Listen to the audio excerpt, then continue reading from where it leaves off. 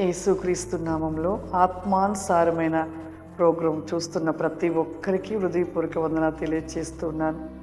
ఆత్మానుసారమైన జ్ఞానం, ఆత్మానుసారమైన విషయాలు, మర్మాలు తెలుసుకొనుట మనము కూడా ఇంకా శక్తిని పొందుకుంటూ దేవునిలో ఇంకా మనము పరిపూర్ణులుగా మనం అవుతూ ఉంటాం.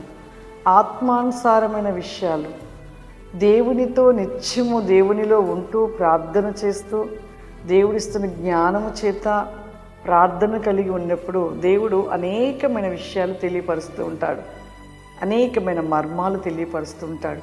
పరిశుద్ధ గ్రంథంలో రాయబడి ఉన్నది కదా, మీరు నాకు మొరపెట్టుడి, గూఢమైన మర్మాలని తెలియపరుస్తాను అన్నాడు. అంటే మనము దేవునికి ఎప్పుడైతే మొరపెడుతూ ఉంటామో దేవుడు గూఢమైన మర్మాలు మనకు తెలియపరుస్తూ ఉంటాడు. ఎన్నో విషయాలు పరిశుద్ధ గ్రంథంలో ఆయన మర్మాలు, ఆయన అనేకమైన మర్మాలు రాయాలి అంటే భూమి ఆకాశం కూడా సరిపోదంట. అలా దేవుడు అనేకులకి, భక్తులకి ఆత్మపూర్వకంగా ఉన్నప్పుడు ఆయన జ్ఞానము చేత అనేక విషయాలు తెలియపరుస్తూ ఉంటాడు. అవి ఆత్మ కలిగిన వారికి రుచిగా ఉంటవి. ఆత్మ కలిగిన వారు విని సరిచేసుకొని పరిపూర్ణులుగా అవుటకి వారు నిలబడుతూ ఉంటారు.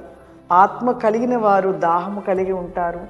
ఆత్మ కలిగిన వారు ఇంకా ఆత్మ విషయాలు తెలుసుకోవాలని ఆశపడుతూ ఉంటారు. అలాగే ప్రభు నాకు చూపించిన అనేకమైన ఆత్మ విషయాలు, ఆత్మ నేత్రములు కలిగిన వారికి అనేక దర్శనాలు చూస్తూ ఉంటారు. ప్రభు నాకు చూపించిన దర్శనాలు మీకు నేను ఎందుకు తెలియపరుస్తూ ఉన్నానంటే అనేకులు మార్చబడతారు. ప్రభు చూపించే దర్శనాలు నా కుటుంబం గురించి, నా గురించి ఎప్పుడూ నాకు చూపించరు. కానీ ప్రపంచంలో ఏ విధముగా అనేకులు నశించిపోతూ ఉన్నారో, అనేకులు దేవుని తట్టుగా తిరగక పాపములో పడిపోతూ ఉన్నారు, వారి భూమి మీద ఏ విధంగా జీవిస్తున్నారో, అపవాది వారిని ఎలా ఏలుతూ ఉన్నాడో ఆ విషయాల గురించి ప్రభు నాకు ఎక్కువ చూపిస్తూ ఉంటాడు ప్రార్థనలో ఉన్నప్పుడు.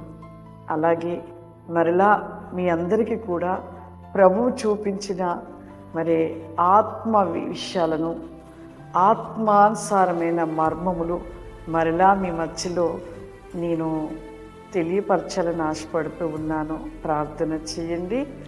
ఈ యొక్క నెక్స్ట్ వారం నుండి ప్రతి శుక్రవారము ఆత్మానుసారమైన మర్మములు కలిగిన విషయాలను మీ మధ్యలోనికి తీసుకురాబోతూ ఉన్నాను.